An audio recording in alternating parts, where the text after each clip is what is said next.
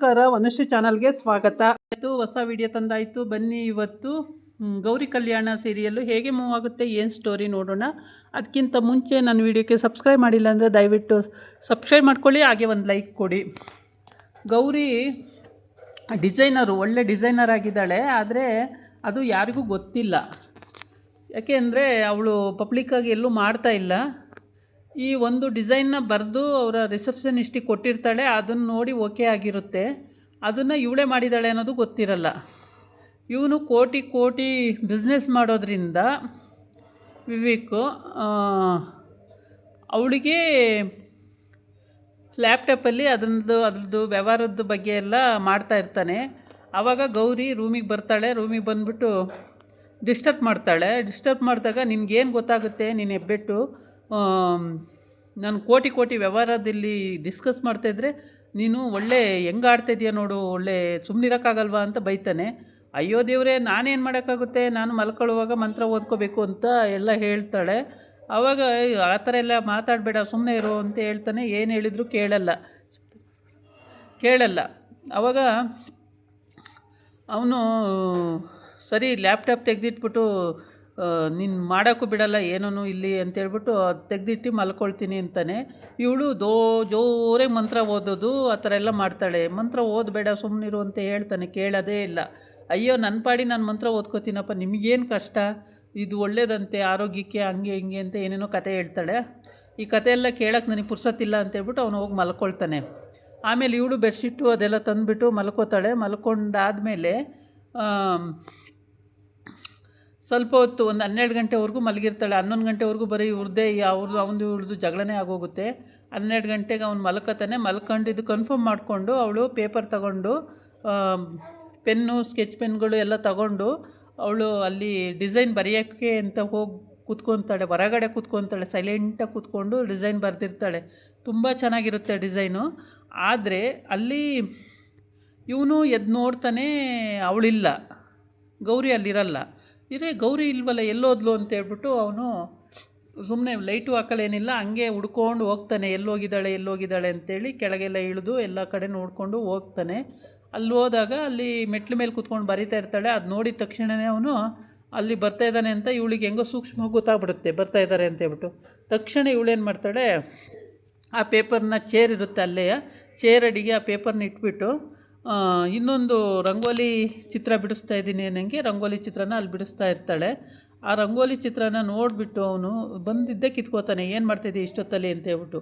ದೆವ್ವ ಕುಣಿದಾಡೋ ಟೈಮಲ್ಲಿ ಇಲ್ಲಿ ಬಂದು ಏನೋ ಬರಿತಾ ಇದ್ದಾಳೆ ಅಂತೇಳ್ಬಿಟ್ಟು, ನಿನಗೇನು ಪುಣ್ಯವತಿ, ಮನೆ ನಿದ್ದೆ ಮಾಡೋಕ್ಕಾಗಲ್ವ ನಿನ್ನ ಮನೆಯಲ್ಲಿ, ಇಲ್ಲೇನಕ್ಕೆ ಹಿಂಗೆ ಆಡ್ತೀಯ ಅಂತೇಳಿ ಬೈಕೊಂಡು ಅದನ್ನು ಕಿತ್ಕೊಂಡು ನೋಡ್ತಾನೆ. ಈ ರಂಗೋಲಿ ಬಿಡ್ಸೋಕೆ ಇಲ್ಲಿಗೆ ಬರಬೇಕಿತ್ತ, ಬೆಳಿಗ್ಗೆ ಅಲ್ಲಿ ಮನೆ ಮುಂದೆ ರಂಗೋಲಿ ಹಾಕೋಕ್ಕಾಯ್ತಿರ್ಲಿಲ್ವ, ಇಲ್ಲಿ ಬರಬೇಕು.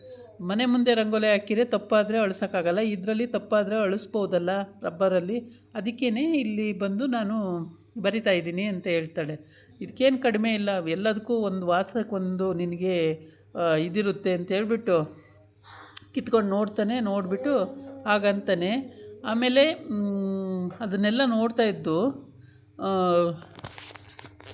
ಅವನಿಗಂತೂ ಇಷ್ಟೊತ್ತಲ್ಲಿ ಈ ರಂಗೋಲಿ ಬಿಡಿಸ್ಕೊಂಡು ಕೂತವಳು, ನಿದ್ದೆ ಬರಲಿಲ್ಲಪ್ಪ, ಅದಕ್ಕೆ ಬಂದೆ ಇಲ್ಲಿ ರಂಗೋಲಿ ಬಿಡಿಸೋಣ ಅಂತ ಹೇಳ್ಬಿಟ್ಟು.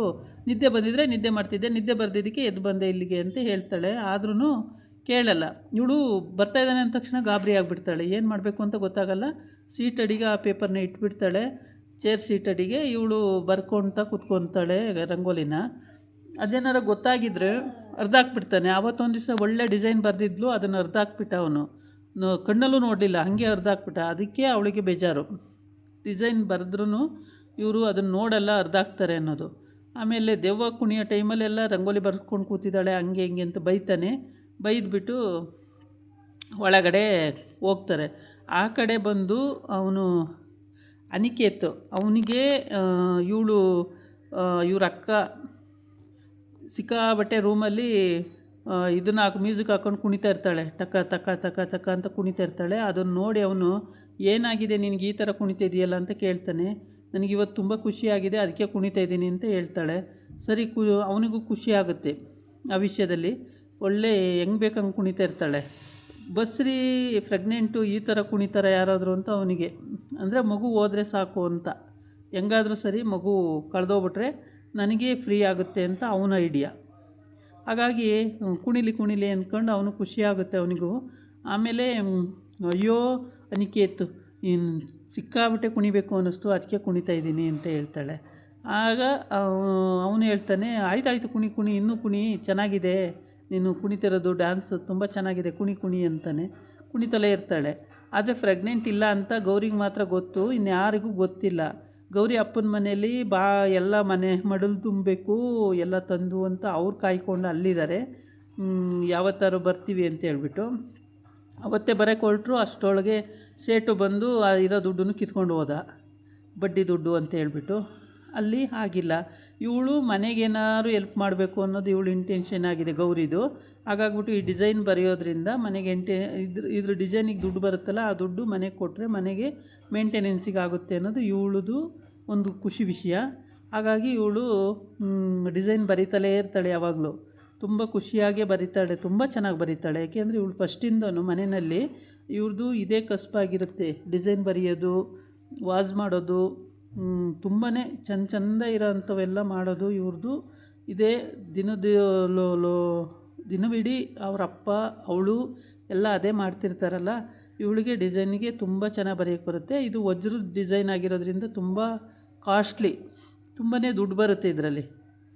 ವಜ್ರದ ಡಿಸೈನಿಗೆ ತುಂಬ ದುಡ್ಡು ಬರೋದ್ರಿಂದ ಈ ಡಿಸೈನ್ ಬರ್ಕೊಡಿ ಮೇಡಮ್ ಅಂತ ಅವಳು ಅಂದರೆ ವಿವೇಕ್ PA ಹೇಳಿದ್ದಾಳೆ. ಡಿಸೈನ್ ಬೇಕೇ ಬೇಕು ಅಂತ ಇವನು ಹಠ ಮಾಡಿ ಹೇಳಿದಾನಲ್ಲ, ಅದಕ್ಕೋಸ್ಕರ ಮೇಡಮ್ ಈ ಡಿಸೈನ್ ಹೆಂಗಾದರೂ ಮಾಡಿ ನೀವು ಬರೀಲೇಬೇಕು ಅಂತ ಹೇಳಿದ್ದಾಳೆ. ಅಲ್ಲೂ ಸಿಗಾಕೊಬಿಡ್ತಾಯಿದ್ಲು, ಆಫೀಸ್ ಹತ್ರನೂ ಹೋಗಿದ್ಲಲ್ಲ ಅವಾಗ. ಹೆಂಗೋ ಚೂರಲ್ಲಿ ಮಿಸ್ಟೇಕ್ ಆದ್ಲು, ಅಲ್ಲ ಚೂರಲ್ಲಿ ಮಿಸ್ಸಾಗಿ ಸಿಗಾಕೊಳ್ಳಿಲ್ಲ, ಕಾರ್ ಪಕ್ಕ ಹೋಗಿ ಕೂತ್ಕೊಂಡ್ಬಿಟ್ಲು. ಹಂಗಾಗಿ ನಾನು ಇಲ್ಲಿ ನೋಡ್ದಂಗೆ ಆಯ್ತಲ್ಲ ಪುಣ್ಯವತಿನ, ಇಲ್ಲೆಲ್ಲೋ ನೋಡಿದೆ ಅಂತಾನೆ. ಇಲ್ಲ ಸರ್, ಇಲ್ಲಿ ಬರೋಕ್ಕೆ ಸಾಧ್ಯನೇ ಇಲ್ಲ, ಹಾಗೆ ಹೀಗೆ ಅಂತ ಹೇಳ್ತಾಳೆ. ಹಂಗಾಗ್ಬಿಟ್ಟು ಅವ್ನು ನೋಡೋಕ್ಕೆ ಸಿಕ್ಕಿರಲ್ಲ, ಎಲ್ಲ ಅಯೋಮಯ ಒಂಥರ. ಅವಳನ್ನೇ ನೋಡ್ದಂಗೆ ಆಗುತ್ತೆ. ಅಯ್ಯೋ ಇದು ನನ್ನನ್ನೇ ನೋಡ್ದಂಗೆ ಆಗುತ್ತಾ ನಿಮಗೆ, ಎಲ್ಲೂ ನಾನೇ ಇರ್ತೀನ ಹಂಗೆ ಅಂತ ಹೇಳ್ತಾ ಇರ್ತಾಳೆ. ಇದಾಗಿತ್ತು ಇವತ್ತಿನ ವೀಡಿಯೋ. ನಾಳೆ ಇನ್ನೊಂದು ವೀಡಿಯೋ ಜೊತೆ ಬರ್ತೀನಿ. ನಮಸ್ಕಾರ.